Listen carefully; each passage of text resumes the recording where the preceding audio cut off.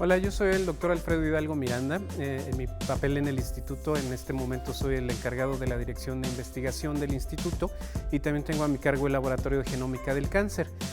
Pues principalmente mi labor consiste en apoyar al resto del cuerpo de investigadores para que podamos llevar a cabo nuestra labor de investigación de forma adecuada, y en el ámbito de mi investigación particular me especializo en la genómica del cáncer, particularmente cáncer de mama, en donde estamos derivando distintos proyectos para entender mejor cómo surge la enfermedad, cómo se prenden o se apagan distintos genes comparando tejido normal contra tejido tumoral, y de esta forma entender mejor por qué surge la enfermedad, cómo se transforma una célula neoplásica y cómo tratar de aplicar este conocimiento para desarrollar herramientas que permitan un mejor cuidado de la salud de pacientes con cáncer. Bienvenidos a esta mesa redonda y a este evento de puertas abiertas, y pues les doy muchas gracias por la atención que van a tener con la presentación que voy a dar a continuación.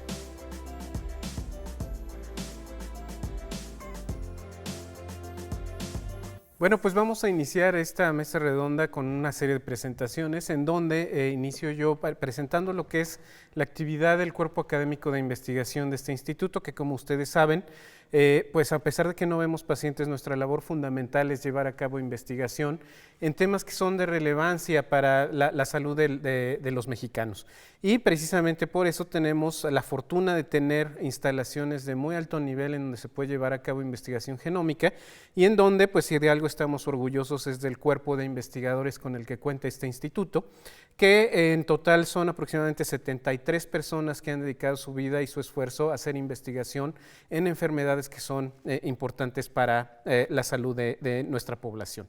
En este caso, también casi todos nuestros investigadores pertenecen al Sistema Nacional de Investigadores, que es una de las principales distinciones a las que puede aspirar un investigador en México, y esto demuestra la calidad de nuestros investigadores y de los procesos que llevamos a cabo, porque es un reflejo tanto de la productividad científica que tienen nuestros investigadores, como de la labor que también se llevan a cabo en el sentido de la formación de recursos humanos de alto nivel para la investigación en nuestro país, que es un punto bien importante para que esto continúe a futuro, esta labor de investigación. En el 2009 se han publicado más de 134 artículos en revistas de alto impacto, y esto es también un reflejo de esta labor y de esta entrega que tiene nuestro cuerpo de investigación para poder seguir contribuyendo tanto a la generación de conocimiento nuevo en distintas áreas de la biología y de la biomedicina, como muchos de estos artículos también van asociados con la titulación, por ejemplo, de personas que están y de estudiantes que están estudiando sus maestrías y sus doctorados en distintos campos de la ciencia y de la educación, ¿no? Básicamente nos estamos enfocando a distintos aspectos de enfermedades de relevancia en México. Aquí son simplemente algunos de los ejemplos del tipo de revistas en las que están publicando nuestros investigadores, que como pueden ustedes ver, pues es de muy amplio espectro y de muy buena calidad la investigación que se está llevando a cabo en el instituto. Para esto hay que hablar de los componentes que tiene la dirección de investigación como tal y cómo coordinamos este esfuerzo de investigación. El eje fundamental, como ya lo dije, de esta labor de investigación está fundamentada en nuestros investigadores a través de los laboratorios de investigación. Tenemos una serie de laboratorios de investigación, cada uno dedicado a un área particular de interés, y todos ellos se apoyan con lo que llamamos las unidades de alta tecnología, que son laboratorios en los cuales hay acceso a tecnología de alto nivel para análisis genómico, que ofrece servicios tanto a los investigadores dentro del instituto como a usuarios externos. Y todo esto apoyado, como vamos a ver en la mesa redonda posteriormente, con un sólido análisis bioinformático y de análisis de datos que es fundamental para poder hacer un uso adecuado de los datos derivados de los experimentos genómicos. Y también tenemos un componente de un laboratorio de diagnóstico genómico, en donde este laboratorio es la cara pública que tenemos del instituto hacia afuera, y en donde las personas pueden llegar a solicitar distintos tipos de pruebas de base genómica o genética, ya para una aplicación directa en el diagnóstico de diversas enfermedades. Las unidades de alta tecnología, tenemos unidades que están dedicadas a la secuenciación de ácidos nucleicos con alto rendimiento. También tenemos una unidad que se dedica a hacer microarreglos, que son unas plataformas que te permiten analizar la expresión o la genotipificación de una gran cantidad de genes a la vez. Una unidad de proteómica y metabolómica, una unidad de citometría de flujo y una unidad de histopatología. Todas estas unidades giran en torno a la labor científica de nuestros investigadores, proveyendo de servicios de alta calidad, tanto para los investigadores dentro del instituto como para usuarios externos. Entre las líneas de investigación que se tienen en el instituto está, por ejemplo, la de genómica del cáncer, en donde diversos grupos de trabajo nos estamos enfocando a entender mejor cuáles son las bases fundamentales de esta enfermedad. Si algo hemos aprendido en los últimos 20 años es que el cáncer es una enfermedad del genoma, y precisamente gracias al uso de estas aplicaciones de naturaleza genómica hemos entendido mucho de por qué surge la enfermedad y cómo podemos aprovechar estas herramientas genómicas para mejorar el cuidado de los pacientes con cáncer. Otras de las áreas, por ejemplo, que estamos trabajando es el área de las biopsias líquidas, en donde ya sin necesidad de tener una muestra del tejido como tal, con una muestra de sangre tú puedes analizar la presencia de alteraciones genéticas o genómicas en una muestra de sangre, y de esta forma determinar cuál es el estado y cuál es el tratamiento que le puedes dar a un paciente en lo particular. Otra de las líneas fundamentales que tenemos como ejes de investigación en el instituto es la de genómica de poblaciones y enfermedades metabólicas. Desafortunadamente, México, como ustedes saben, pues ocupa uno de los primeros lugares a nivel mundial en obesidad y en diabetes y en síndrome metabólico. Al parecer existe una cierta tendencia en la población mexicana, por nuestra historia demográfica, de padecer este tipo de enfermedades, y es súper importante tratar de conjuntar lo que es la historia demográfica y genómica de nuestro país, nuestro mestizaje, con estas enfermedades que al parecer ahora, que en este momento son tan relevantes, para poderlas entender mejor y para poder desarrollar herramientas de prevención que sean adecuadas a las características genéticas de nuestra población. Cabe mencionar que esta área de enfermedades metabólicas es una de las que más impacto ha tenido también últimamente en las publicaciones de alto nivel, y es una de las líneas que pues más interesantes se tienen también aquí en el instituto. Hay otras áreas en donde también tenemos que entender no nada más cómo surgen estas alteraciones en el genoma, sino cómo estas alteraciones se reflejan a un nivel de expresión génica, ¿no? Cómo una mutación puede impactar en la expresión de un gen, por ejemplo, y para eso tenemos otras líneas de regulación de la expresión genómica y cómo se asocia esto con el fenotipo a través de laboratorios como el Laboratorio de Epigenética, en donde se abordan estas situaciones de cómo las firmas que tienen las marcas de DNA van a tener un impacto en la expresión genética, y esto a su vez se refleja en enfermedades, en situaciones o en modulación de situaciones normales en una célula. Otra de las líneas de trabajo con las que cuenta el instituto es cómo se dan los primeros 1000 días desde que hay una fecundación hasta que nace una persona. Esta es una línea de trabajo en donde se está enfocando al análisis, por ejemplo, de la genómica involucrada en el embarazo pretérmino y en el desarrollo fetal, así como en los primeros días de la infancia, para entender también cómo esta parte fundamental de nuestro desarrollo va a tener un impacto posterior en la salud o en la enfermedad que tengamos, ya siendo adultos en un momento determinado. Estas áreas, evidentemente, al hacer análisis masivos con microarreglos o con secuenciación, pues van a generar cantidades muy amplias de datos. Estamos hablando de que el genoma humano tiene aproximadamente 35,000 a 37,000 genes distintos. Con un microarreglo, con un análisis de expresión por secuenciación, los estás analizando todos en un momento determinado. No podríamos realmente entender o sacar información biológicamente relevante de esta cantidad de datos sin el apoyo de la bioinformática y la biología de sistemas. Este es un área que es fundamental en el análisis genómico, y es una de las áreas que demuestra cómo tenemos que tener multidisciplinariedad en el abordaje de la investigación.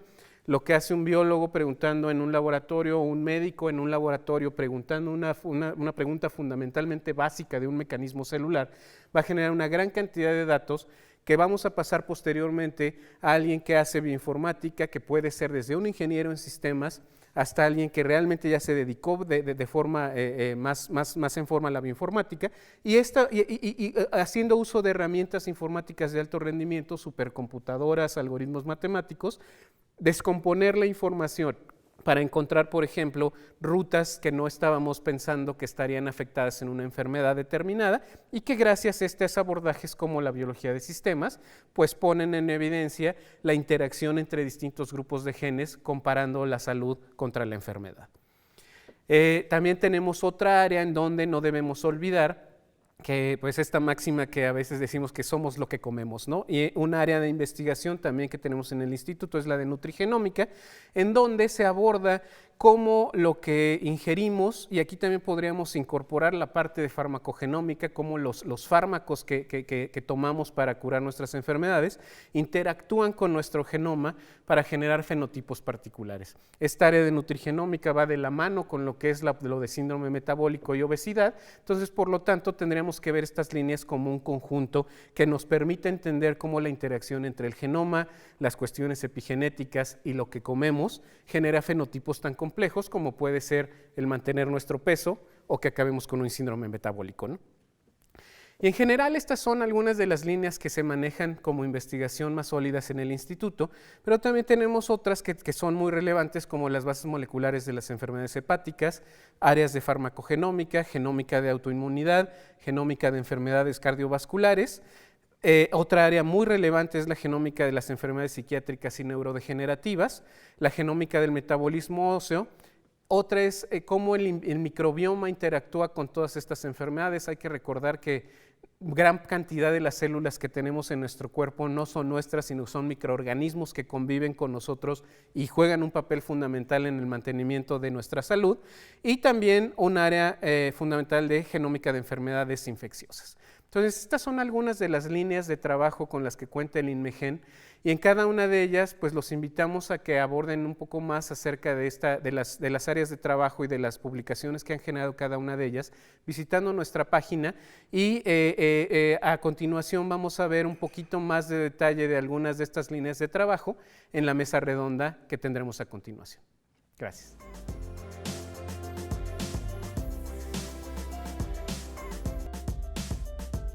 Hola, buenos días. Yo soy el doctor Jorge Meléndez Scheigla. Soy médico cirujano y tengo una maestría y doctorado en biología molecular por la UNAM. Yo estoy a cargo del laboratorio de genómica funcional. Básicamente lo que hago es llevar la investigación básica, lo que tiene que ver con las células, lo que tiene que ver con la biología y con la biología molecular en particular, y llevarlo a los pacientes, ¿no? Y luego ir con los pacientes y regresar toda la información que tenemos de estos pacientes hacia la biología básica para tratar de entender estos procesos. Eso es lo que se llama medicina translacional, ¿no? Mi principal interés es conocerlo de manera más profunda las enfermedades crónico-degenerativas, en particular el cáncer, y ver de qué manera con este aprendizaje que tenemos, crear nuevas herramientas diagnósticas y terapéuticas para tratar de mejorar la vida de todos nuestros pacientes con este tipo de enfermedades. Bienvenidos a esta su casa y espero que se la pasen muy bien durante esta jornada. Gracias.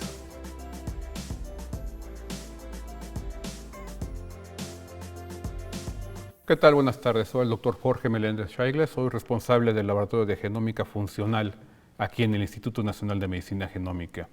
Tengo unos breves 10 minutos, entonces será un poco complicado darles el mensaje que les quiero dar en este breve tiempo, ¿no? La principal meta de esta presentación es tratar de convencerlos en la medida de lo posible que la investigación básica es importante. Muchos de nuestros políticos y muchos de nuestros periodistas nos han comentado que la ciencia básica no es tan importante, que México debe de invertir en investigación aplicada, en tecnología de manera directa. Mi particular opinión y la de muchos otros investigadores y gente, incluso economistas, es que es necesario invertir en la ciencia básica, dado que es la que nos lleva directamente a los descubrimientos y a la posibilidad de una manera adecuada de llevar la investigación y que ésta pueda ser aplicada a nuestra población de una manera económica y sobre todo de una manera dirigida específicamente a las personas que queremos que llegue, ¿no? Entonces, mi presentación la he dividido rápidamente en 3 partes, una introducción muy breve, un ejemplo general, en vez de explicarles cosas más o menos esotéricas, quise darme el lujo de presentarles ejemplos directos de cuestiones en el mundo, de cómo la ciencia básica ha aportado a la vida de las personas, y un ejemplo particular, que ese es el que me toca a mí, de algo que se hace en el INMEGEN. Existen muchísimos trabajos en el INMEGEN y esto es solo una pequeña porción de lo que hacemos. Como decía, esta es la pequeña introducción, como decía Louis Pasteur, no existe tal cosa como la ciencia aplicada, ¿no? Existe nada más la ciencia y lo que es la aplicación de la ciencia, ¿no? Simplemente el conocimiento está ahí y es la inventiva de cada uno de los investigadores y de los tecnólogos tomar esa ciencia que ha salido para el beneficio de la humanidad. Vamos a ir primero con el ejemplo general, que es la leucemia mieloide crónica y el imatinib. Esto es muy básico y vamos a ver cómo llega hasta una aplicación directa, ¿no? Allá en los 50, en un laboratorio de patología algo oscuro, encontraron que en esos pacientes de leucemia mieloide crónica, los cuales todos se morían por esta enfermedad, no había ningún tipo de cura ni nada paliativo, tenían uno en sus cromosomas, digamos lo que llevan los genes, tenían un rearreglo, se veía un cromosoma que estaba roto y otro que estaba roto de otro lado, y estos dos pedacitos rotos se cruzaban y se cambiaban, ¿no? Dado que fue en Filadelfia, le pusieron el nombre de cromosoma Filadelfia. Un poco después, unos 10, 15 años después, se logró encontrar que este cambio en los cromosomas lo que hacía es que dos genes que no están juntos se juntaran, BCR y ABL. El gen ABL es una enzima que hace cuestiones muy importantes en la célula y que cuando está alterado así, hace que la célula crezca y dé lugar a la enfermedad. Esto parecía algo muy básico. Bueno, ya sabemos cómo funciona, cómo la leucemia se crea, cómo progresa. Alguien muy inteligente pensó, bueno, si tenemos una enzima y la podemos inhibir, ¿qué tal si buscamos mediante química orgánica, podemos lograr sintetizar algo que bloquee esto? Drucker y algunos otros investigadores tuvieron que pelear mucho para lograr que se hiciera este inhibidor. Y finalmente, a partir de los 80, se crea el inhibidor y una enfermedad que era incurable totalmente, se pudo convertir en una enfermedad crónica que no mata al paciente y que le da prácticamente los mismos años de vida que una persona que no tiene esta enfermedad. 83% de los pacientes que tienen esta enfermedad sobreviven, el 17% que no sobrevive muchas veces se debe a que llegan en estadios muy avanzados, ¿no? Para la gente que es digamos que se fija mucho en las cifras económicas, se asume que entre 100 y 200 mil millones de dólares se han ahorrado en años de vida en productividad, con una inversión mínima de 1.4 mil millones de dólares, algo exagerado debería de decir. Entonces vean lo que se puede hacer con la investigación básica. Si no existe investigación básica, no tendríamos, dejen ustedes el dinero, no tendríamos todos estos miles y miles de vidas salvadas, ¿no? Ahora les voy a presentar brevemente un ejemplo de imagen de lo que estamos haciendo ahorita, que me parece muy pertinente en este momento, quizás para ganar un poquito de publicidad, porque necesitamos que conozcan lo que se está haciendo y lo que podemos hacer, y todo el mundo tiene que participar. Este es acerca del cáncer pediátrico, ¿no? La justificación del cáncer pediátrico es que en México, así como en todo el mundo, los tumores en niños han ido creciendo en los últimos años. La razón básica es que el crecimiento poblacional ha continuado durante todo este periodo, y al tener más niños, bueno, evidentemente habrá más niños con cáncer, ¿no? La segunda razón es que ya la mayor parte de los niños que se morían por enfermedades diarreicas y por algunas otras enfermedades están sobreviviendo con las mejoras en la atención a la salud. Por lo tanto, tenemos mayor número de niños con cáncer, ¿no? Pero no nada más es importante por esto. Los tumores pediátricos, aunque son relativamente raros comparados con los adultos, son tumores que tienen mucho más impacto sobre el país, sobre todos los aspectos del país, el crecimiento económico, el desarrollo, etcétera.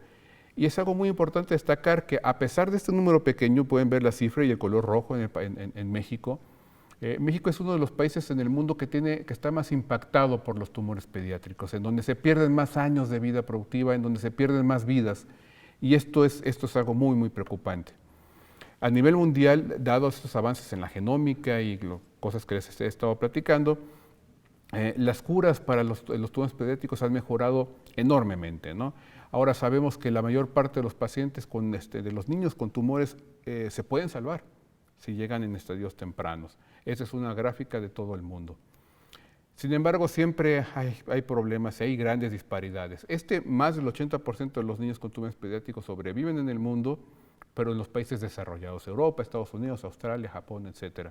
Desafortunadamente, en el resto del mundo, en países no desarrollados, solo el 20% de los niños con tumores pediátricos sobreviven, lo cual habla de la gran disparidad que tenemos en este respecto.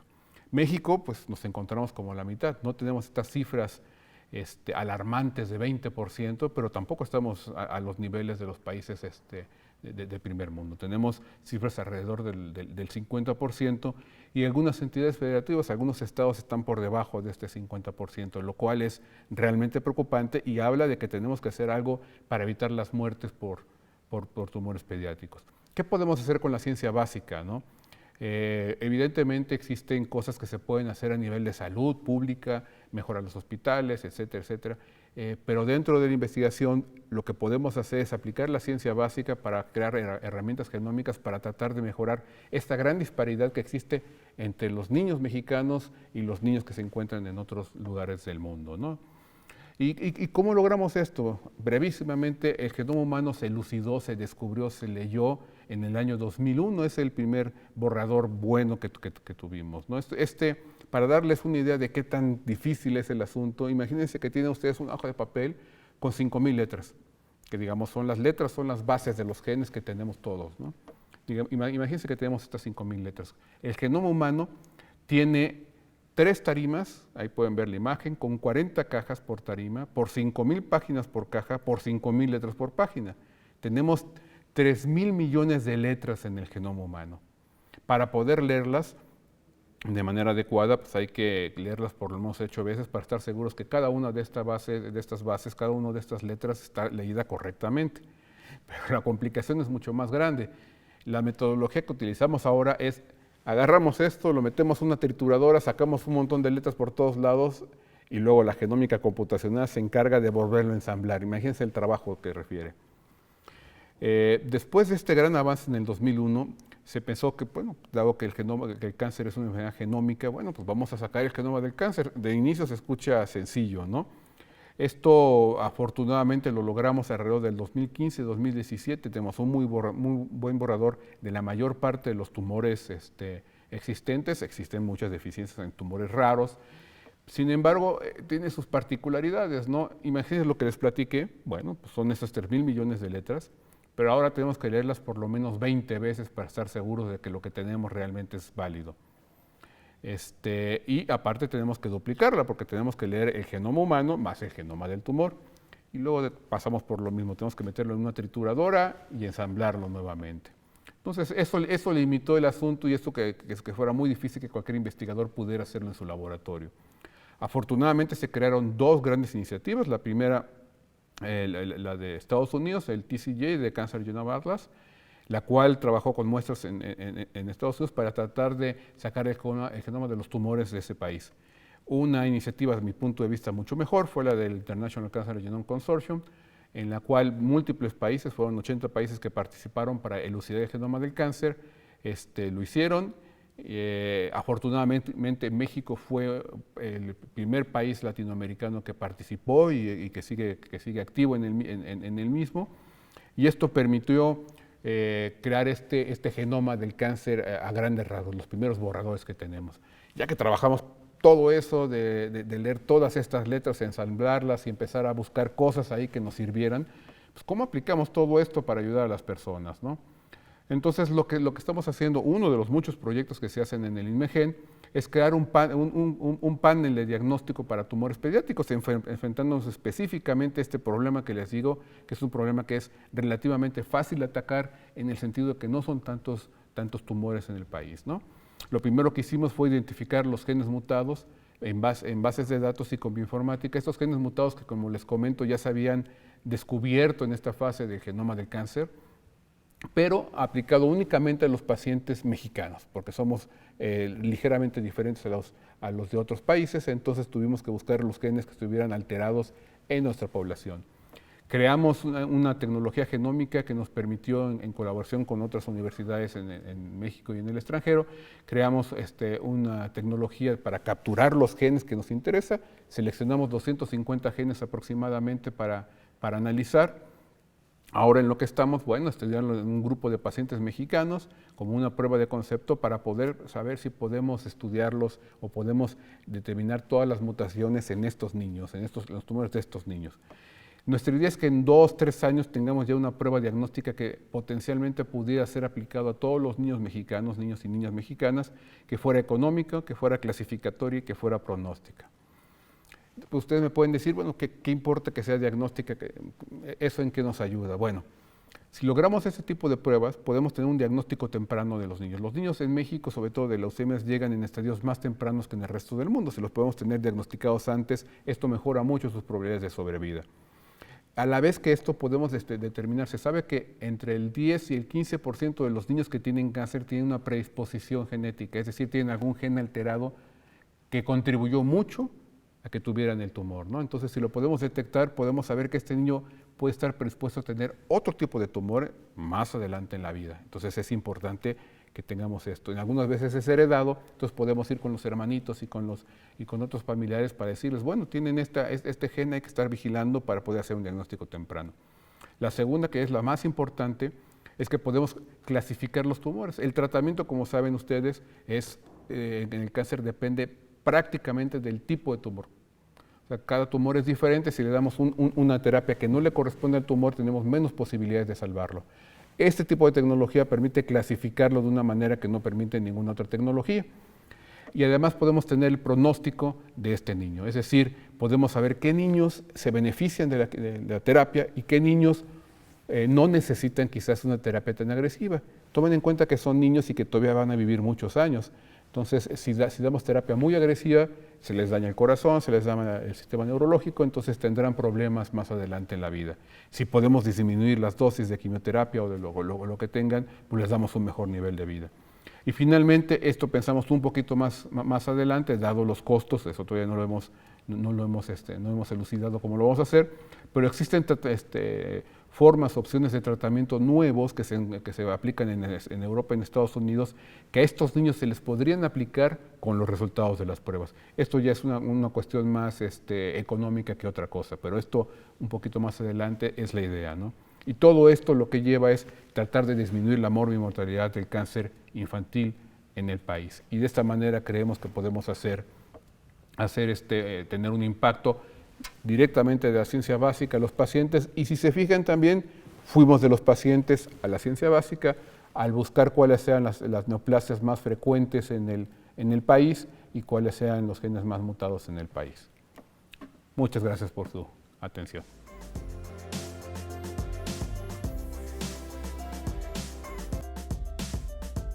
Soy la doctora Carmen Aláez, estoy a cargo del Laboratorio de Diagnóstico Genómico del INMEGEN.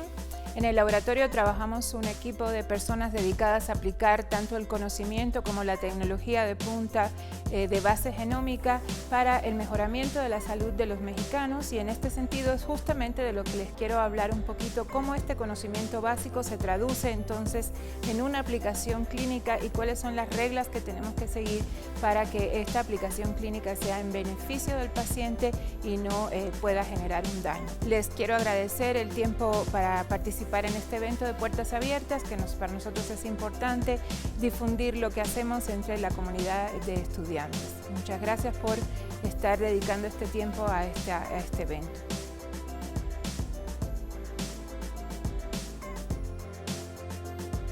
Bueno, ahora les voy a contar un poco cómo se aplican ya los conocimientos genómicos y las tecnologías genómicas a la práctica clínica cotidiana de la medicina moderna. La genómica ha abarcado o ha influido en muchas áreas de la medicina, como son el estudio de las enfermedades hereditarias, el cáncer, las enfermedades infecciosas y la farmacogenómica. Nosotros básicamente en el Laboratorio de Diagnóstico Genómico nos hemos enfocado a las enfermedades hereditarias y al cáncer, y tenemos que gracias a la genómica podemos hoy en día identificar nuevas asociaciones entre genes y enfermedades, ampliar los fenotipos clínicos asociados a un cierto gen y también contribuir al tratamiento o a la selección de tratamientos para ciertos pacientes que tienen enfermedades genéticas. En cuanto a cáncer, hoy en día tenemos una gran cantidad de biomarcadores desarrollados a partir de la genómica que nuestro laboratorio puede identificar y apoyar tanto en el diagnóstico como en la clasificación como en la selección del tratamiento en los pacientes oncológicos. En las enfermedades hereditarias el diagnóstico es fundamental. En medicina, si un paciente no tiene un diagnóstico, no va a tener la posibilidad de tener un tratamiento adecuado, un seguimiento adecuado. En el caso de los padecimientos hereditarios o de las enfermedades genéticas, tener el diagnóstico molecular es tener un diagnóstico temprano. Tener un diagnóstico temprano entonces da la posibilidad de ofrecer un tratamiento adecuado a aquellas entidades que tienen tratamiento. Sabemos sabemos que todas no tienen tratamientos, pero aún en las que no tienen tratamiento existe la posibilidad de dar una intervención temprana en el paciente encaminado a evitar complicaciones de su enfermedad. Pero también, como son enfermedades que se heredan en la familia, es importante asesorar a esta familia sobre el riesgo que tienen de tener un segundo hijo afectado o no. Y también seguir a los pacientes, darles un pronóstico. Para una familia con un niño enfermo es muy importante saber si este niño va a vivir, va a llegar a la vida adulta, va a necesitar de un cuidador o va a ser una persona que puede desenvolverse independientemente en la sociedad. Y esto sin un diagnóstico es imposible de dar. Y por otro lado también existen parejas deseosas de tener un hijo sano y quisieran optar por la posibilidad de un diagnóstico prenatal o preimplantacional, y para esto también es necesario conocer cuál es la alteración genética que tiene este paciente.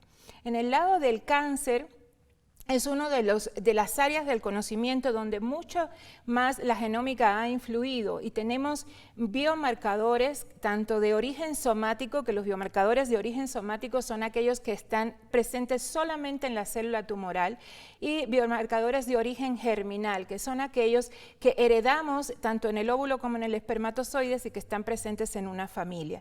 Estos biomarcadores germinales, por ejemplo, son aquellos genes que confieren riesgo de cáncer, como BRCA1 y BRCA2, que han sido muy popularizados por los medios de comunicación, pero existen otros genes que también incrementan el riesgo de cáncer en un individuo, y que estos individuos requieren de una vigilancia diferente a la vigilancia poblacional, una vigilancia mucho más cercana. También tenemos biomarcadores que se pueden identificar en la célula tumoral, en cáncer de pulmón, en ciertas leucemias, que nos ayudan a saber si ese individuo tiene un buen pronóstico dentro de su enfermedad o un mal pronóstico. Y muy importante, tenemos estos biomarcadores que tienen que ver con respuesta al tratamiento. Es decir, si nosotros identificamos en un cierto paciente esta alteración, es probable que este paciente responda bien a un cierto tratamiento. Y si el paciente no tiene la alteración, no tiene sentido darle el tratamiento. Y de esta manera enfocamos los recursos a aquellos pacientes que sí se van a beneficiar de un tratamiento, evitando tratamientos innecesarios que, además de ser costosos, tienen efectos colaterales.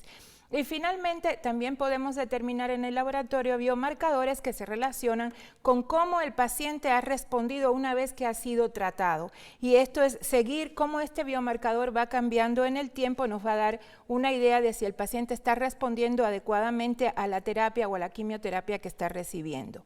¿Cómo es el flujo de trabajo real en el laboratorio? El flujo de trabajo comienza desde un médico. Este médico, en el caso de cáncer, generalmente es un oncólogo clínico. En el caso de las enfermedades genéticas puede ser un pediatra, un neurólogo, un genetista. En el mundo ideal, los genetistas deberían ver a todos estos pacientes que tienen probables enfermedades genéticas. No siempre es así. Hay una indicación médica para el estudio, hay una muestra biológica que puede ser sangre, puede ser saliva, puede ser el tejido tumoral propiamente en función de lo que vayamos a estudiar, y hay unos datos clínicos asociados a esta muestra. Hay una historia que contar de lo que le ha pasado a este paciente, de los hallazgos que tiene clínicamente, y esto es muy importante para nosotros, porque nosotros lo que hacemos es apoyar a un clínico que ha visto a un paciente que tiene cierta sospecha diagnóstica o que necesita cierta información. Una vez que la muestra llega al laboratorio, extraemos el ADN, de ahí construimos algo que se llaman bibliotecas genómicas, que es lo que justamente, por ejemplo, en el caso de la secuenciación masiva, esta biblioteca secuencia y nos permite identificar base por base la secuencia de ADN en este paciente. Posteriormente pasamos a un análisis bioinformático, del cual ya se ha hablado un poco. Este es un análisis bioinformático encaminado a identificar cuáles variantes que tiene este paciente en su genoma son relevantes o para el padecimiento o para el cáncer que presenta. Y finalmente se elabora un reporte clínico. ¿Qué cosa es un reporte clínico? Es un documento escrito que tiene que ser entendible tanto para el paciente como para el médico tratante. Nosotros hacemos esta comunicación entre este conocimiento genómico, que a veces pudiera parecer muy distante, y acercando tanto a las familias como acercarlo al médico. No necesariamente el médico, por ser médico, está familiarizado con detalles. Nosotros tenemos que escribir estos reportes de manera que sean amigables para el clínico que los recibe. En este proceso de laboratorio hay varias decisiones que tomar. Podemos secuenciar, por ejemplo, solamente el gen de interés, Podemos secuenciar lo que se llama un panel de genes, que es un grupo de genes que son relevantes para un padecimiento y que se pueden secuenciar al mismo tiempo. Y podemos secuenciar también el exoma o el genoma completo. El exoma se usa muchísimo para el caso de las enfermedades mendelianas, pero como ustedes se podrán imaginar intuitivamente, no es lo mismo secuenciar un solo gen que secuenciar 40 o 100 genes o secuenciar 19.500 genes al mismo tiempo. La complejidad del proceso va aumentando y el número de variantes identificadas también va aumentando y por tanto el tiempo que tenemos que dedicar para establecer el resultado final y llegar a este reporte. Existen guías, esta es la parte que justamente nos diferencia de lo que es la investigación. Estas mismas tecnologías se pueden hacer como parte de procesos de investigación. Sin embargo, como cuando uno las hace para darle un resultado a un paciente, tiene que guiarse por ciertos estándares o normas internacionales que se han escrito por las sociedades de expertos, como la que tenemos en pantalla, para hacerlos todo de la mejor manera, que las interpretaciones sean homogéneas. Existen estas guías para validar estos paneles de secuenciación masiva y decir, bueno, para yo usar un panel como el que comentaba el doctor Meléndez en su charla, ya en la práctica clínica cotidiana, yo tengo que hacer ciertas validaciones. Asimismo, tengo que, del montón de variantes que se identifican, conectar esas variantes con la parte biológica, tanto si son variantes de origen germinal como si son variantes de origen somático. Y para esto también tenemos reglas de cómo clasificar una variante para que en todo laboratorio donde se hiciera esa muestra llegáramos a una conclusión semejante sobre cada una de las variantes. Asimismo, para variantes de tipo pérdidas o ganancia de material genético que también son causales de enfermedad, también tenemos unas guías de cómo interpretar estas variantes con un sentido clínico correcto. Y finalmente, para el caso de los paneles basados en oncología, por supuesto que también tenemos unos estándares internacionales que nos dicen cómo clasificar una variante en función de su utilidad clínica. Cada uno de estos temas sería objeto de un acercamiento a través de una charla detallada, pero lo que les quiero mostrar aquí es un panorama general de cómo trabajamos ya con una aplicación clínica. E indudablemente, como en cualquier trabajo, pues siempre tenemos retos relacionados con las limitaciones actuales que existen en el conocimiento. No lo sabemos todo y no lo sabemos todo de todo. También tenemos retos relacionados con aspectos éticos. ¿Por qué? Porque son tecnologías que abordan grandes regiones del genoma y que por tanto son capaces de identificar lo que llamamos hallazgos inesperados, que son hallazgos importantes para la salud del individuo o para su riesgo reproductivo, pero que no estaban relacionados con el objeto original del estudio, con la causa original del estudio.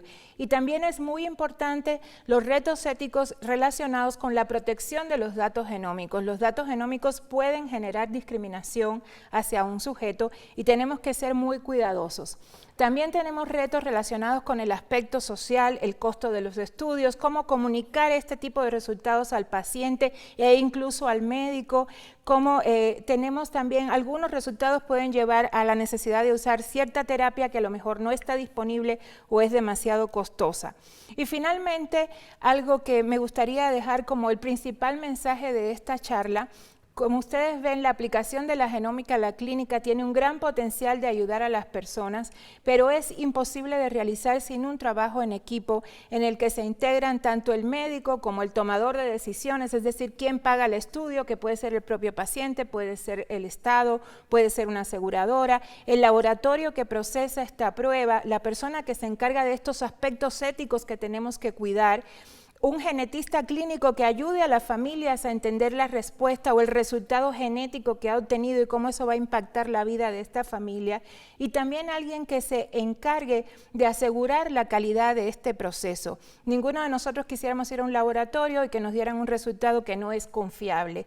Para que este resultado sea confiable desde el punto de vista clínico, tenemos que seguir un proceso de aseguramiento a la calidad. Y finalmente, este resultado regresa al médico que va a tomar decisiones a partir de estos hallazgos con este paciente. Así que es un trabajo de equipo, no es el trabajo de una sola persona, es el trabajo de gente con diferentes perfiles profesionales que tienen que comunicarse de la mejor manera posible. Muchas gracias.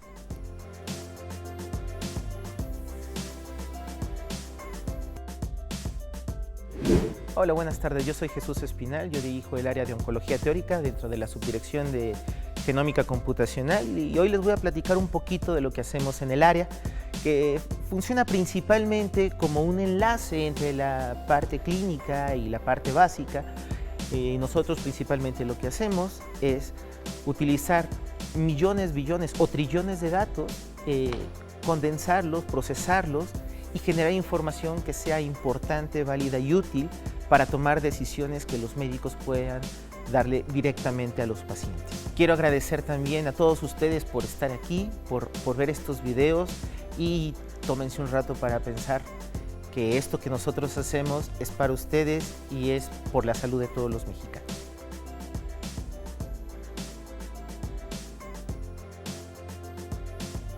Hola, buenas tardes. Yo les voy a platicar un poquito. Después de la presentación que les hizo el doctor Meléndez, les voy a comentar un poquito qué es lo que se hace en la parte de genómica computacional para servir de enlace entre la cuestión básica y la cuestión clínica.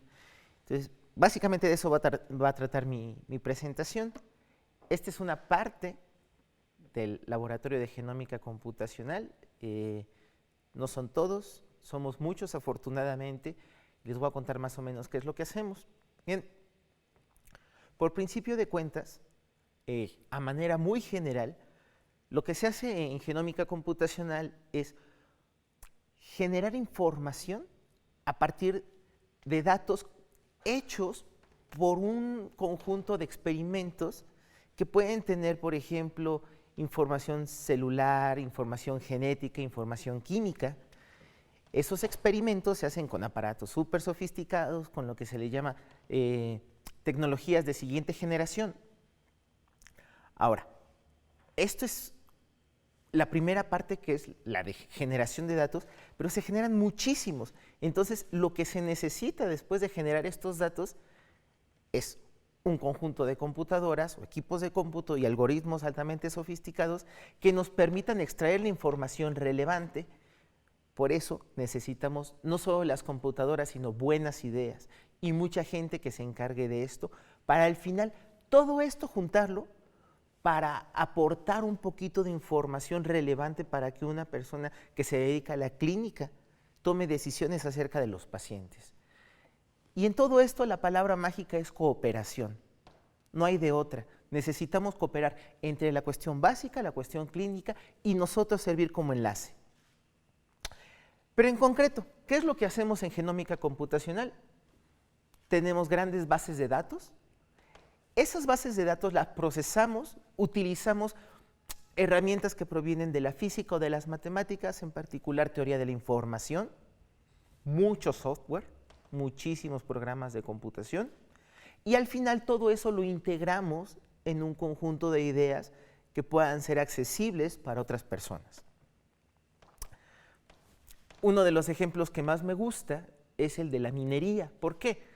Porque nosotros, bueno, les estoy platicando de cómo se pueden generar un montón de datos con las tecnologías de nueva generación, y eso es como tener un montón de tierra, y aunque sabemos que ahí adentro hay minerales que importantes para nosotros, por ejemplo, oro y eso, pues simplemente la mina, ahí está. Se necesita un montón de trabajo, colaboración de muchísimas personas para poder lograr tener al final una pepita de oro. Y esa pepita de oro es precisamente la información que nosotros podemos proporcionar a los clínicos.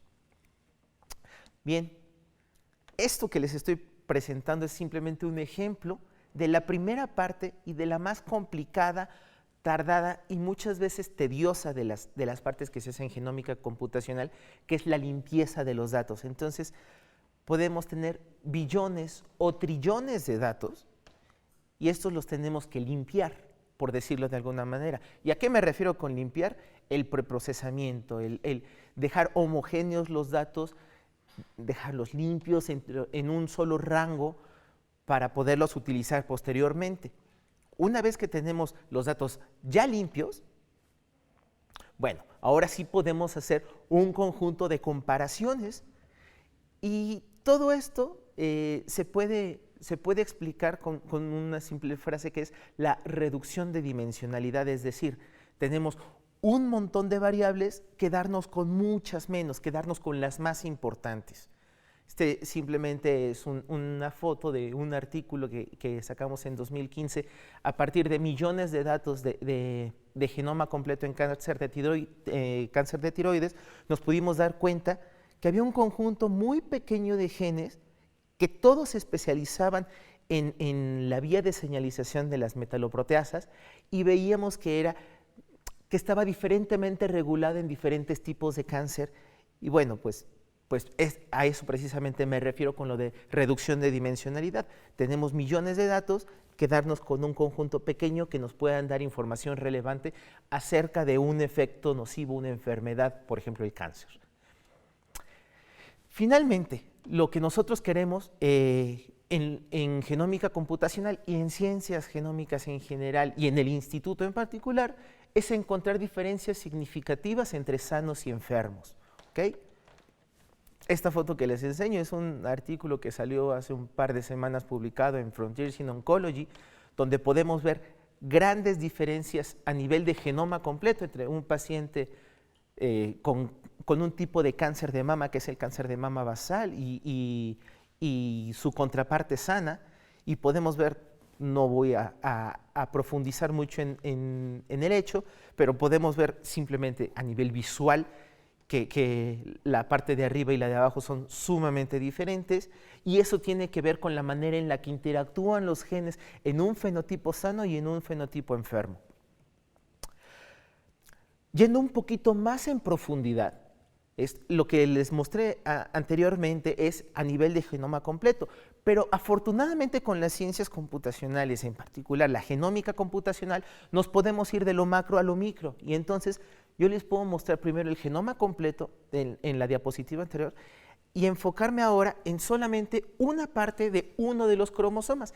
En este caso es el cromosoma 17, que bueno, les platico, el cromosoma 17 en cáncer de mama es muy importante porque tiene uno de los genes que es de vital importancia, que es el gen HER2 o RBB2, que afortunadamente uno de los grandes logros de la ciencia médica moderna es la Herceptina, que es el medicamento adecuado y específico creado para inhibir ese gen.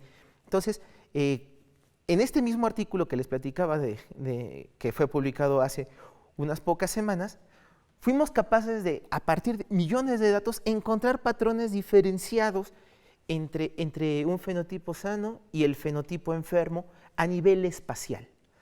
Y esto, bueno, pues tiene relevancia tanto médica como clínica. Y al final el mensaje que les quisiera dar es este, de tener billones o trillones de moléculas interactuando, podemos obtener decenas, tal vez un par de moléculas o procesos que pueden ser susceptibles a intervención farmacológica. ¿Qué quiere decir esto?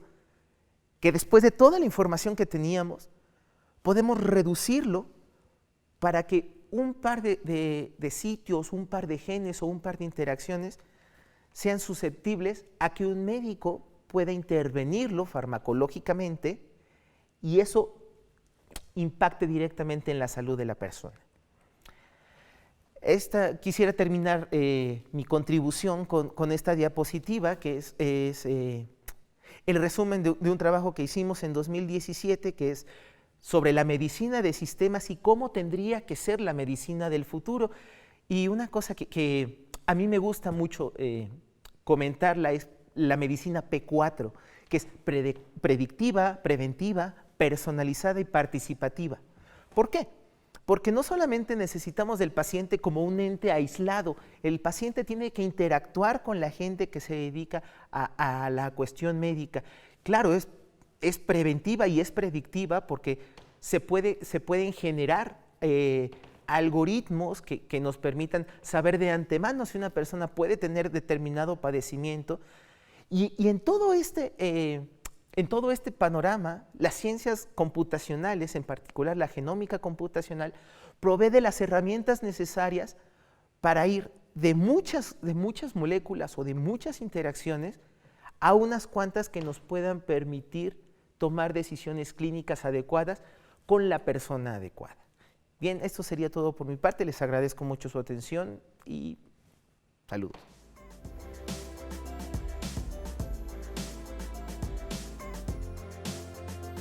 Bueno, pues continuando con las actividades de nuestras puertas abiertas, vamos a tener una mesa redonda en donde, en base a las presentaciones que vimos y a la actividad de investigación que lleva el INMEGEN, pudieron ustedes ver que el proceso de investigación, al menos en el área de la genómica, puede empezar como una idea que está centrada en un mecanismo biológico muy básico, y es de donde se deriva la investigación básica, que es de donde salen muchas veces los hallazgos que posteriormente, a través de un manejo adecuado de la información, que es donde en el caso de la genómica entra el área de la bioinformática y del análisis masivo de datos, potencialmente puede transitar desde ser una observación netamente básica a una aplicación clínica directa.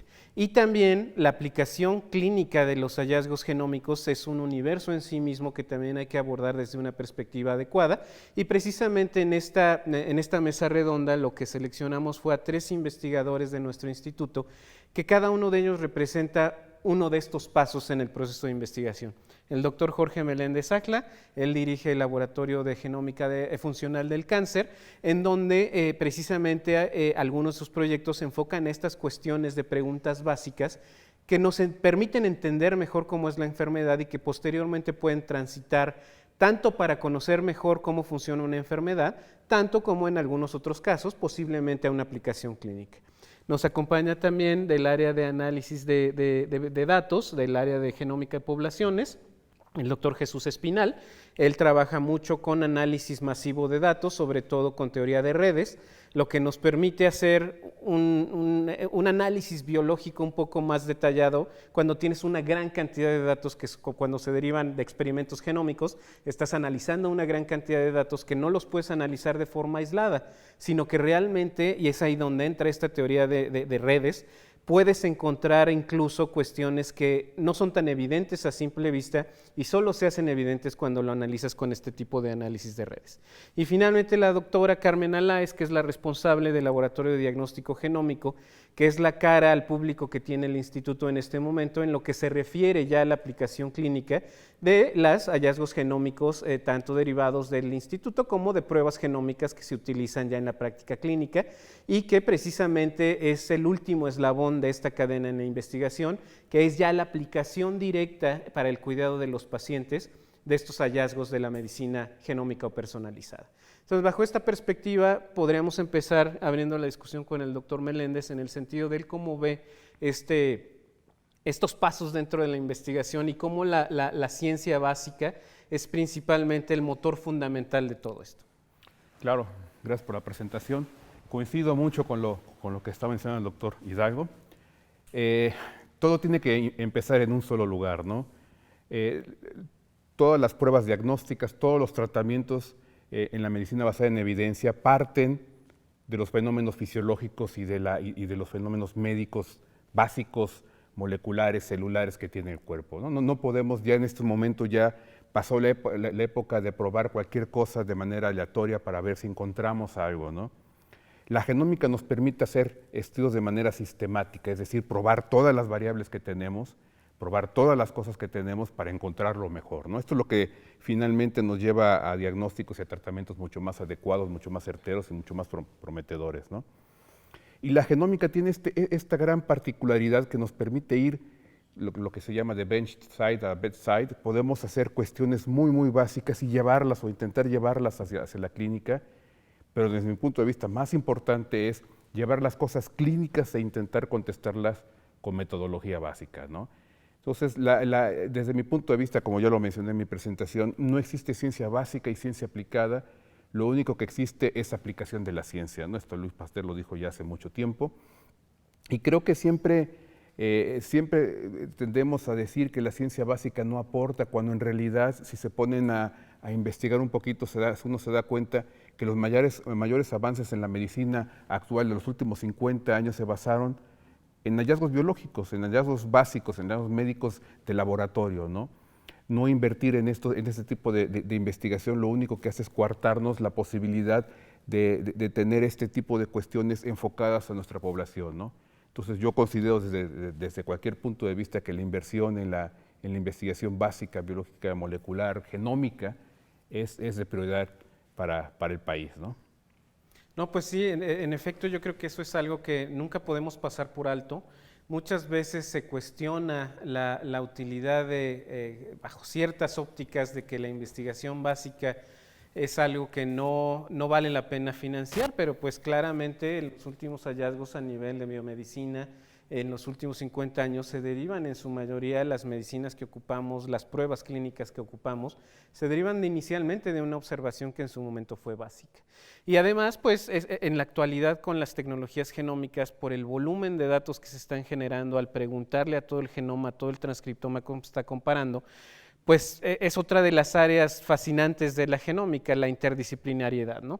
No podemos simplemente como antes, que uno en el laboratorio como biólogo, como médico, como biólogo molecular, yo hago el experimento, yo lo analizo, yo lo diseño, yo lo interpreto. Simplemente por la cantidad de datos que generan estos experimentos, pues requerimos colaborar siempre con gente de biología de sistemas, con gente de cómputo como tal, y ahí es el área del doctor Jesús Espinal. ¿Cómo podrías darnos ese segundo paso en la liga de la generación del conocimiento, Jesús? Muchas gracias. Pues, tanto como dice el doctor Meléndez, como dice el doctor Hidalgo, la parte básica es el fundamento, uno de los pilares en los que se sustenta toda la investigación que se hace en medicina genómica, al menos en el instituto.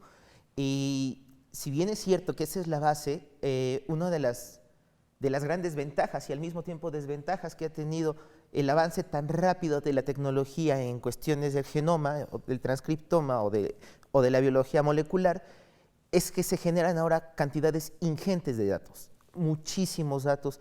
Estamos hablando, como lo dije en mi presentación, de billones o de trillones de datos. Entonces, de repente, una persona o un grupo de investigación puede verse rebasado por esta cantidad de datos y no es posible por métodos, digamos, a ojo o humanos, simplemente identificar los patrones importantes. Es ahí donde entra en juego la parte computacional, la parte de análisis y minería de datos, porque precisamente de tener billones o trillones de datos nos quedamos con decenas, con centenas o con un par o con un solo dato que nos puede dar luz sobre un proceso biológico específico.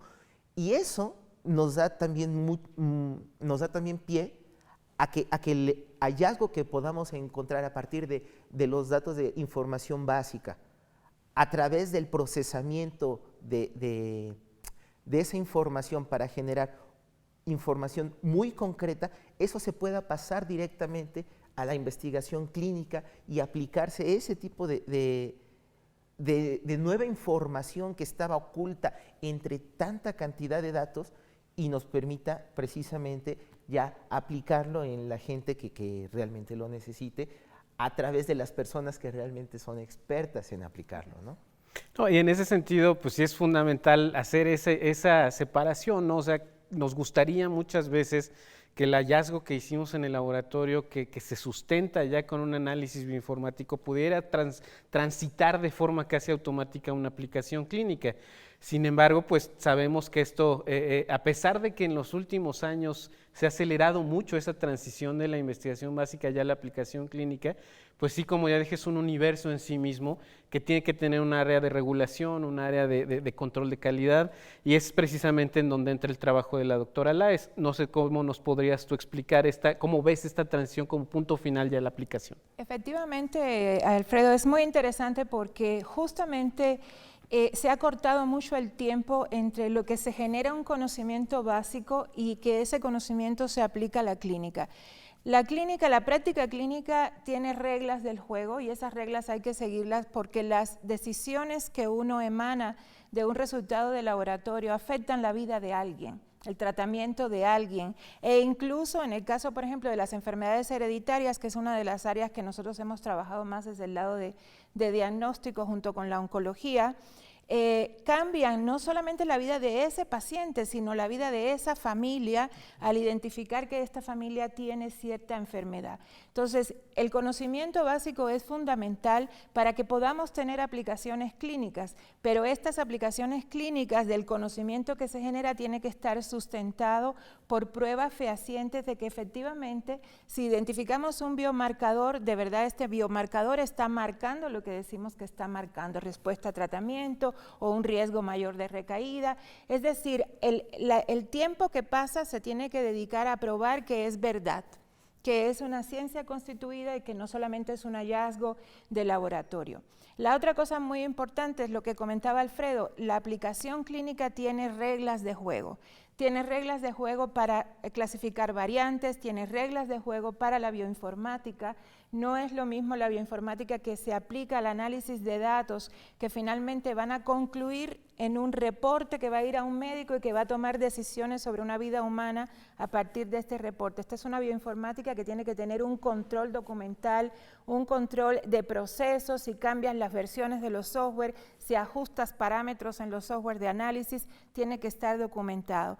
Pero es muy satisfactorio realmente ver que algo, los que somos menos jóvenes, que tuvimos la oportunidad de ver hace muchos años que había, por ejemplo, el cromosoma Filadelfia y que servía como un apoyo al diagnóstico en la leucemia mieloide crónica, hoy en día es un marcador para terapia blanco y es un marcador para seguimiento de la respuesta a la terapia en estos pacientes. Entonces ves la evolución de cuando empezaste a trabajar, recién te graduaste de la universidad, de un marcador en cáncer que solo era eso, bueno sí, si tiene Filadelfia es el MC y algunos son el LA y hoy en día es una pieza clave en el tratamiento de estos pacientes que ha permitido que estos pacientes que antes tenían muy mal pronóstico hoy prácticamente sean pacientes con una enfermedad considerada crónica. Y esto está pasando en otras áreas, en el área de las enfermedades mendelianas. Muchas veces decían, bueno, ¿para qué lo diagnosticas si de todas maneras no tiene cura?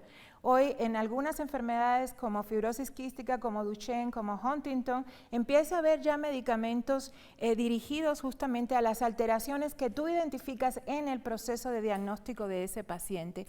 Y finalmente, pues esto es muy importante porque es la manera que tiene también la institución de acercar todo este conocimiento básico que se genera, el conocimiento bioinformático, al ciudadano de a pie, al ciudadano que pasa por periférico y te dice, ¿qué es ese edificio?, ¿no? Y entonces cuando ese ciudadano tiene a alguien enfermo, es muy satisfactorio decir, puedes ir ahí y ahí te pueden ayudar con el diagnóstico, que es lo que nosotros hacemos. Nosotros no tenemos un área de hospitalización o de tratamiento directo, pero el diagnóstico acertado de un paciente es el primer paso para un tratamiento adecuado. Mientras no sabemos qué tiene la persona, difícilmente podemos tratarla adecuadamente. Y fíjate que ahí yo creo que un área que ha sido muy representativa de esta transición y tal vez es un sesgo que tanto el doctor Meléndez y yo tenemos, que es cáncer, porque es lo que trabajamos, pero considero que sí es un área en donde esa transición se ha visto muy rápida, ¿no? Sí. O sea, de cómo una observación básica de una mutación particular que va a definir si va una persona, un tumor, a responder a un cierto tipo de tratamiento, las terapias dirigidas, pues transitaron por todo este flujo de una forma muy rápida y vimos cómo pasamos de una investigación de laboratorio a incorporar estos análisis bioinformáticos completos, incluso a nivel de exoma o de genoma completo, para generar un reporte que un médico pueda entender y que hoy en día se está utilizando ya en la práctica clínica para seleccionar tratamientos específicos en este caso. No sé, en su opinión, cómo ven en este entorno, qué nos promete o qué vamos a ver en los próximos años, tanto en el cáncer, en otras enfermedades, esta aplicación y esta transición, cómo el apoyo de la bioinformática va a ser cada vez más fundamental para incluso ya dar cómo transitamos de esos análisis complejos que necesita supercomputadoras para acercarla a la práctica clínica real, ¿no? Bueno, me pueden opinar. Una de las cuestiones que yo he visto quizás como queja de la sociedad, no nada más en México, sino en todo el mundo, es, ya hicimos el genoma humano, ya hicimos el genoma del cáncer, sabemos un montón acerca del DNA, dónde están los resultados, pero la escala en la cual la velocidad de investigación se ha manifestado en los últimos años es realmente gigantesca, ¿no? En los 50 apenas estaban viendo cómo estaban los cromosomas en el cáncer, o sea, algo muy y de repente ahorita ya tenemos terapia dirigida específicamente contra las mutaciones del cáncer. Esta velocidad con la que se han hecho las cosas es muy difícil de verla cuando uno está sentado en el tren. Uno ve en el tren y ve cómo pasan las cosas y piensa, no, pues voy como a 20 y vamos como a 100, ¿no? Bueno, que si uno va a Toluca, bueno, estamos como a 25, ¿no? Pero en general sí, la velocidad con la que se ha avanzado en la medicina es vertiginosa, ¿no? Después del imatinib para la leucemia mieloide crónica, bueno, llegaron los inhibidores para el HER2 en cáncer de mama, ahora los inhibidores contra MET, los inhibidores contra... Vamos, ha habido un desarrollo vertiginoso y por primera vez, considero, fuera de la cuestión de la quimioterapia, por primera vez empezamos a ver mejoras en el tratamiento del cáncer con terapia dirigida, ¿no? En el transcurso de 5 o 10 años ya vemos estas diferencias, ¿no? Y esto crea dos retos, ¿no? En particular, eso es lo que me gustaría preguntarles. El primer reto es, ¿podemos seguirle el paso a los demás países? ¿Debemos de crear nuestra propia tecnología? ¿Debemos importar esa tecnología y simplemente aplicarla? Este es uno de los retos, porque obviamente cuando tenemos esta metodología, estos nuevos avances, lo más complicado es ver cómo lo podemos aplicar a un país como el nuestro, ¿no? Mi particular opinión es que debemos de hacerlo nosotros para poderlo hacer acoplado a nuestra población y poder tener pruebas diagnósticas de mucha utilidad económicas y que realmente impacten en la salud del mexicano. Pero esto tiene unos retos grandiosos porque puede aumentar la disparidad en quien puede tener estas pruebas y en las que no, ¿no? No sé qué opinan ustedes, cómo esté la posibilidad de aplicar, la cuestión genómica, informática, genómica computacional en el desarrollo ya de pruebas directas, o cómo ves, Carmen, que realmente crees que podamos llevarlo a la población que más lo necesite, pues de qué manera, no sé, los retos que ustedes sienten al respecto. Yo, por ejemplo, en este sentido, coincido contigo en que la velocidad es vertiginosa y por ejemplo, en cáncer lo es, sin duda. Si uno piensa justo en imatinib, ¿cuánto tiempo se tardó la humanidad entre que se descubrió el cromosoma Filadelfia y en tener una terapia aprobada para inhibir este gen de fusión? Fueron más de 30 años. Y hoy en día, en 4 o 5 años, tienes terapias blancas continuamente contra moléculas nuevas que se van desarrollando moléculas nuevas contra ciertas mutaciones. Y también aprendimos ese camino de que si identificas mutaciones en el tumor, eso te ayuda a desarrollar fármacos dirigidos contra esa mutación que desafortunadamente son costosos. Y eso es una gran cuestión en contra de esta aplicación, pero que también son bastante efectivos y que además de eso tienen muchos menos efectos secundarios que las quimioterapias generalizadas. La otra cosa que también se nota mucho, y para mí fue muy interesante, es que en el año 2000, y no estoy hablando de los 60, sino del 2000, que por lo menos para nosotros no es tan lejano, ¿no? En el año 2000 conocíamos la asociación entre un gen, y esto es hablando ya de genética, no de cáncer, un gen asociado a una enfermedad, el 1% de los genes sabíamos qué pasaba cuando ese gen estaba dañado, qué enfermedad genética se producía. El 1% de todos los genes que tenemos en el genoma, considerando aproximadamente unos 19.500 genes, que el número es por ahí. Hoy en día, ayer lo revisé justamente, tenemos conocimiento del 29% de nuestros genes, o sea, del 2000 al 2020 incrementamos del 1% al 29% el conocimiento en genética de qué mutaciones causan fenotipos en genes que no sabíamos que causaban qué enfermedad. Y esto ha sido esencialmente gracias a dos cosas. A la secuenciación del genoma humano, sin duda, ¿no? Porque hace unos años no sabíamos ni cuántos genes teníamos.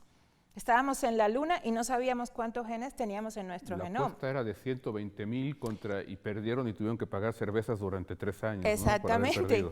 Entonces, hoy, gracias a la genómica y a la aplicación de estas tecnologías de cómputo y a la democratización de esta genómica en el mundo del diagnóstico, se ha logrado identificar estos pacientes que tenían una enfermedad rara, que no sabías a qué se debía, haces la secuencia, haces el análisis bioinformático y encuentras un gen. Y encuentras un gen que es candidato, que suena lógico, que tiene sentido. Y en ese momento, esto que empezó siendo diagnóstico se vuelve básico. y estamos ahora yendo al revés, estamos yendo del diagnóstico a lo básico, porque ahora hay que hacer modelos, mecanismos para establecer la causalidad entre esa mutación que en el diagnóstico pareció sospechosa y probablemente causal, de verdad poder echarle la culpa y probar que es culpable del fenotipo. Y eso lleva al descubrimiento de nuevos mecanismos de enfermedad, de nuevas asociaciones entre genes y fenotipos, y eso es un proceso bien padre porque por primera vez se borra esta frontera rígida que siempre hemos querido ver entre lo que es básico y lo que es aplicado. A veces de lo básico vamos a lo aplicado y a veces de lo aplicado regresamos a lo básico. Y la otra cosa que a mí me parece súper interesante es la manera en cómo este abordaje genómico en cáncer ha cambiado la manera de hacer ensayos clínicos. Antes los ensayos clínicos eran un grupo de pacientes, a este le doy, a este no le doy un placebo y comparo cómo le van. Hoy en día los ensayos clínicos en oncología, todos los pacientes tienen que tener una muestra del tumor. Y ese tumor se estudia, se identifican mutaciones, grandes cantidades de datos, genoma completo, exoma completo a veces, y se ve entonces estos que respondieron o estos respondedores excepcionales, por ejemplo, qué características tiene ese tumor que lo diferencian de los otros pacientes. Y esto hace que puedas reposicionar medicamentos, que puedas generar, a lo mejor para un grupo pequeño de pacientes que es el que tiene esa mutación, pero antes ese medicamento se hubiera ido a la basura porque la respuesta fue baja. Y eso ha sido genial. O sea, eso sucedió ya varias veces. Varias veces. Y para la industria farmacéutica ha sido también una gran cosa poder sacar medicamentos que antes hubieran sido rechazados porque con la estadística simple de estos tantos respondieron y tantos no, y no sabes ni por qué respondieron los que respondieron, pues ya no lo podías sacar al mercado y ahora sí puedes sacarlo para ese grupo de pacientes. Es la medicina de precisión. Exactamente. Entonces, el punto está en que los seres humanos son muy parecidos, ¿no?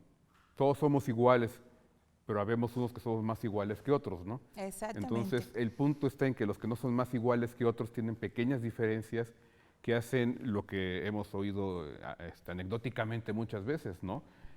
Bueno, yo tomé aspirina, pero pues a mí no me quitó el dolor de cabeza, ¿no? Ah, claro, ¿cómo se aprueban estos fármacos? Pues agarran un montón de pacientes y se ve la respuesta estadística, ¿no? Exacto. En la mayoría les quitó el dolor de cabeza, pero en un pequeño porcentaje no. Estos son pacientes que tienen ciertas diferencias, por lo general genómicas, a veces ambientales, que necesitan un tratamiento un poquito diferente, ¿no? Y ahí es precisamente en donde nos pueden ayudar la gente de genómica computacional que sabe hacer todo el análisis para poder llegar a esos pacientes que responden de manera diferencial, ¿no? No quisiera sonar pesimista, pero digamos, en los últimos 20 años se pasó del 1 al 29% de genes identificados con un fenotipo Exacto. particular nocivo. Ahora, una cosa que realmente al día de hoy está muy poco estudiada es la interacción, porque estamos hablando de un gen, un fenotipo, es decir, un gen, un estadio enfermo, a la interacción de los genes para producir un fenotipo. Entonces, en este momento, la ciencia en el mundo, no solo en México, se está quedando corta en la parte del interactoma, es decir, cómo interactúan las moléculas entre ellas para producir un fenotipo. Si bien es cierto que tenemos la fortuna de encontrar enfermedades asociadas a un solo gen o a tal vez dos, la realidad es que la interacción de los genes es probablemente el motor o el mecanismo detrás del desarrollo de enfermedades. Y en ese sentido, no hay de otra. El futuro está en la informática, el futuro está en las computadoras. Y afortunadamente aquí en el INMEGEN tenemos una gran colaboración entre la parte básica, la parte clínica y la parte computacional. Eso es indispensable. Tenemos que estar conscientes de que conforme vaya avanzando la tecnología, también va avanzando la cantidad de información y el reto va a ser poder integrarla tanto en la parte básica como en la clínica a través de la biología computacional. Y nosotros no nos podemos quedar atrás en eso. Es cierto, se necesita una gran cantidad de inversión en cuanto a equipo, en cuanto a tecnología y sobre todo en cuanto a recursos humanos. La formación de los futuros biólogos, oncólogos, médicos, biólogos computacionales va a ser el pilar de esto. Y mientras y mientras estemos conscientes de que nuestros recursos humanos y la inversión en ellos es el pilar fundamental para el desarrollo de la medicina en México, estaremos en buen camino. Todo lo demás lo podemos lograr. Nada más un comentario rápido para este reto. La semana pasada se publicó un artículo muy bueno. Como todos ustedes saben, por ejemplo, con los genes de BRCA, que dan cáncer de mama y todo ese tipo de cosas, existe algo que se llama penetrancia. Es decir, que aunque tengas el gen, no todos los pacientes desarrollan la enfermedad. Entonces no se sabía cuáles eran los determinantes para que, en este caso y en muchas otras enfermedades, los pacientes que no desarrollan la enfermedad, a pesar de tener el gen, sucedía, ¿no? Entonces un primer artículo muy bueno la semana pasada empezó justamente con eso, con redes y encontrar los genes justamente que modifican los genes que causan la enfermedad, ¿no? Entonces ya vamos a ser capaces de decir, bueno, que tú tienes el gen que te puede dar cáncer de mama, tienes estos modificadores y lo más probable es que no te dé cáncer de mama y no necesitas la cirugía, ¿no? O sea, pero eso es gracias justamente a la genómica computacional.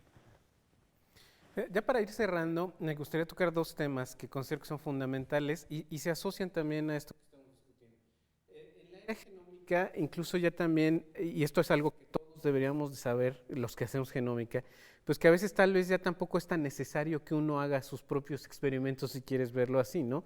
En la actualidad es ya una práctica común que consorcios internacionales compartan y hagan públicos sus datos en bases de datos accesibles a través de Internet, ¿no? Y eso te puede ahorrar mucho dinero, ya no necesitas la cantidad brutal de equipos que requerirías para analizar cientos de miles de genomas, porque ya alguien más lo está haciendo y ha sido suficientemente generoso como para compartir esos datos, pero ahí se vuelve fundamental el hecho de que nosotros nos planteemos las preguntas adecuadas, ¿no? Y eso solo lo puedes hacer con un conocimiento del tema y con un conocimiento de cómo le puedes preguntar y con qué métodos computacionales a esas bases de datos lo que estás haciendo. Entonces, tal vez una opinión al respecto de lo que tengan ustedes acerca de cómo han usado esas bases de datos.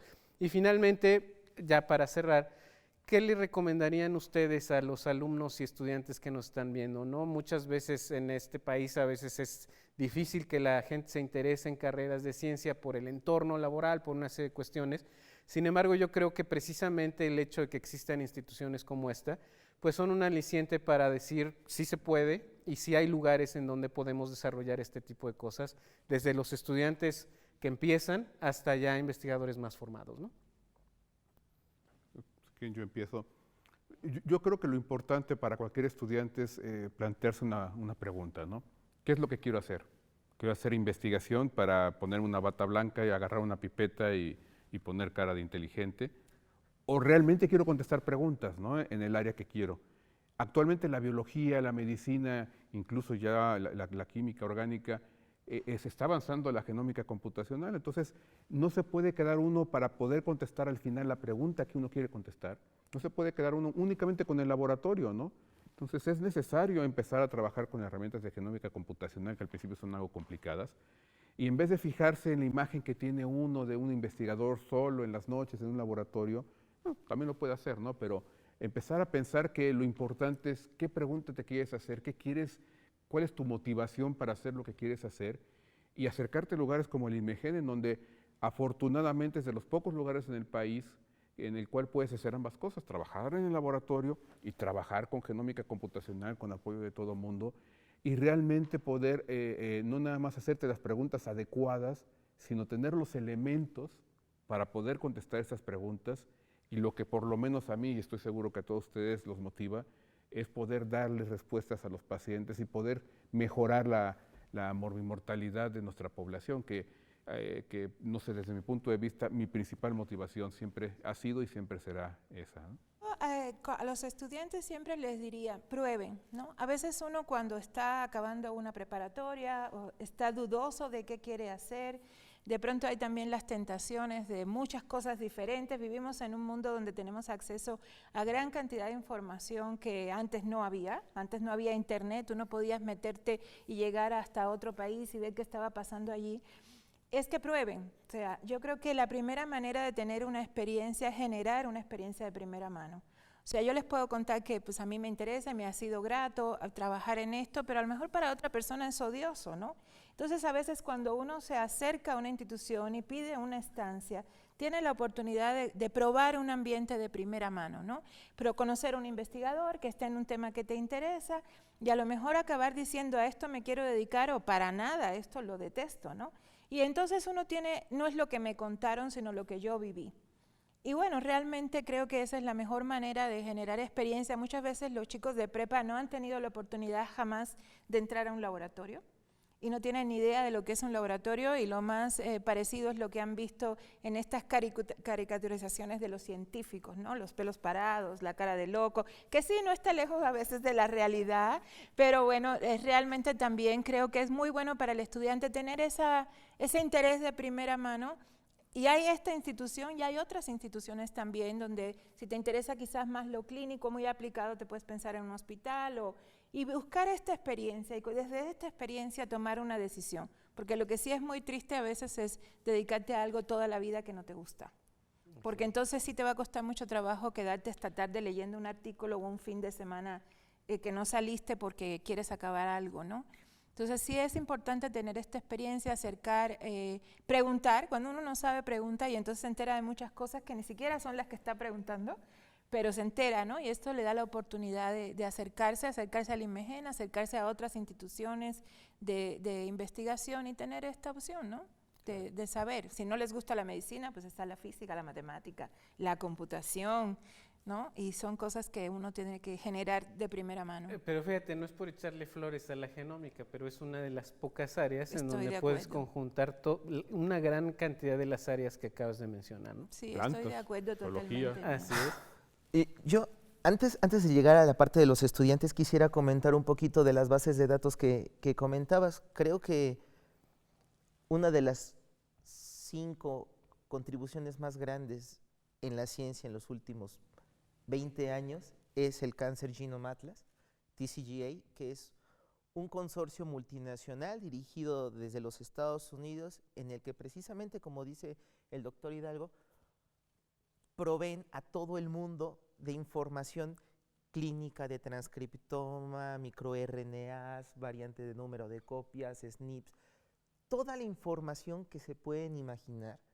está en esa base de datos. Y ese es por poner un ejemplo, pero hay también esfuerzos en Europa, esfuerzos en Asia, como el Instituto Riken en Japón, que afortunadamente de manera prácticamente altruista comparten ese conocimiento, y ese conocimiento nos permite a nosotros precisamente hacernos las preguntas. Ya no tenemos que preocuparnos por gastar el dinero, por encontrar los reactivos, por pedirlos, por los donativos de las diferentes instituciones de financiamiento, porque ahí está. Entonces ya nos corresponde hacer realmente lo que venimos a hacer, que es ponerle coco, ponerle ideas, ¿no? Pero Yo agregaría exacto.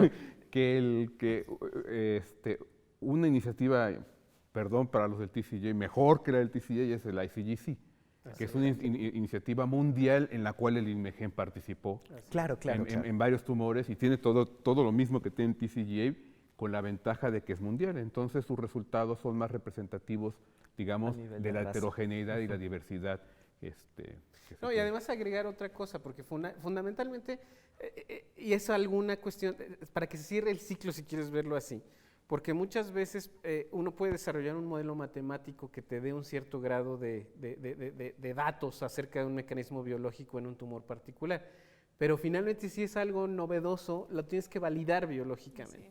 Entonces ahí volvemos a la cuestión de la interacción entre el laboratorio de ciencia básica, la investigación de clínica y el análisis bioinformático, ¿no? Entonces, claro. Bueno, esa era mi contribución a la parte de las bases de datos y cómo nos han ayudado a generar muchísimo conocimiento, ¿no? Ahí está la información, nosotros generamos conocimiento, y eso es una parte importantísima. Ahora, sobre los estudiantes, yo empecé estudiando ingeniería electrónica y me salí a los 2 meses porque no me gustaba y entré a biología. Y es la mejor decisión que he tomado en mi vida. Y precisamente por el comentario que hace un momento hizo Alfredo Hidalgo, es una de las pocas carreras en las que realmente ves de todo: filosofía, matemáticas, lectura y redacción, Bueno, muchachos, si se van a dedicar a esto, de que van a leer y que van a escribir, no se van a salvar y tienen que hacerlo muy bien. Porque una cosa es el conocimiento que generamos y otra cosa es la manera en la que se lo compartimos a la gente. Tenemos que ser también unos grandes divulgadores. Entonces, en una carrera como biología, todas estas áreas del conocimiento se conjuntan y pues te permiten tener una formación muy sólida que después ya se puede ir al área de genómica, al área clínica, al área de ciencia computacional, pero definitivamente un último consejo que le podría dar a los muchachos es que sigan a su corazón. Soy yo romántico, pero es muy real. O sea, si hacen lo que les late, lo que les apasiona, lo van a hacer bien. Si es aquí, qué bueno, nosotros tenemos las puertas abiertas. Si es en otro lado también, qué bueno, va a ser para ustedes lo mejor. Pues con esto quisiéramos cerrar la discusión de esta mesa redonda, no sin antes agradecerle su atención y pues agradecerle su participación en este evento virtual de Puertas Abiertas y pues que se queden ustedes con esa idea de que en el instituto todos los investigadores que estamos participando en estos eventos siempre tendremos las puertas abiertas para ustedes. Muchas gracias.